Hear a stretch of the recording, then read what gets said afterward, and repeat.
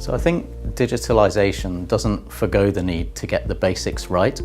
So we recently surveyed the leading people within global professional services firms, and it's incredible that 71% of them didn't feel they were getting paid correctly on change requests. 76% of people we spoke to weren't getting the reports they needed to make decisions in a timely manner, and 53% of companies weren't able to understand what was the resource that they might need in 3 months' time, so they don't have that 360-degree view of their pipeline. So getting those basics right, having the digital backbone in place to have true operational efficiency where you understand your project margins, can optimize the cash flow of the business, that's really an essential for a global professional services firm.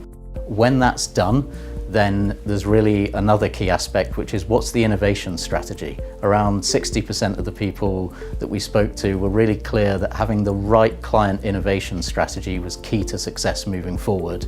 And that's making sure that the innovation strategy is incorporating big data, artificial intelligence, and the right Internet of Things innovations that are really where clients want to go from a process and a value perspective.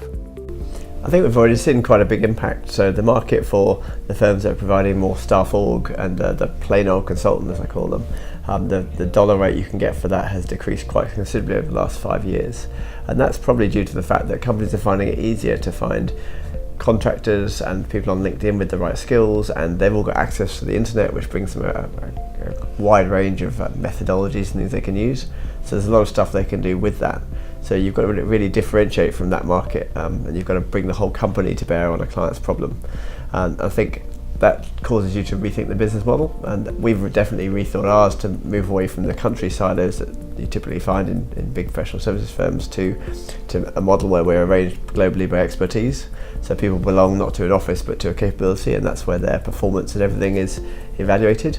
And that gives you the depth of expertise in different areas to, one, grow it in a virtuous circle, but two, pick up that whole expertise, take it to a client, improve it, and put it back and keep improving your expertise in that space. So I think if you look at the market, you can quite easily go out and find someone with the right skills and with the right experience you need. So as a professional services firm, you've got to bring a lot more than that. So you've got to bring the person plus. A lot of what digital technology offers is the ability to add to the traditional professional services model with more sort of product and knowledge-based offerings to the marketplace, and therefore actually in many ways an easier way to articulate value to the market. Now that's going to mean some changes in business model, substantial changes in business model, because product-based offerings are less people intensive, or rather they could be additive, but it means that there are changes to people and their capabilities that are necessary in order for them both to exist together. I think there's a lot of concern that automation and robotics and that sort of thing will remove jobs. I don't think they'll remove jobs, I think they'll just change jobs. I think the opportunity in professional services is to automate what is repetitious and what is almost commodity, and then allow people to move to more sort of value-adding roles. And that's certainly the aspiration we have at my firm. So the business model will need to change, the financials need to change to accommodate a blend of products, knowledge-based, analytics-based service offerings sitting alongside traditional people-based services. But I don't think people will go away by any stretch of the imagination. It's more allowing them to become more valuable to their clients. I think traditionally however we've dressed it up, it's been time and materials. It's often been outcome-based in terms of the economic model.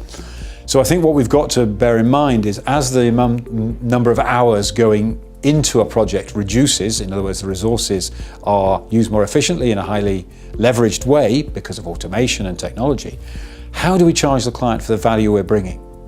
And I think that will drive us down a route of much more shared reward, shared risk models. But increasingly, I think for those firms with a big enough balance sheet, it'll mean taking on the primary risk of delivery. And that's a very different world, because then you're into the whole area of financial engineering and how you can generate a smoothed out cash flow, a certain outcome for the client, and still make money for your partners and your shareholders. And I think it's going to be an interesting time. I think innovation is going to win out in this space.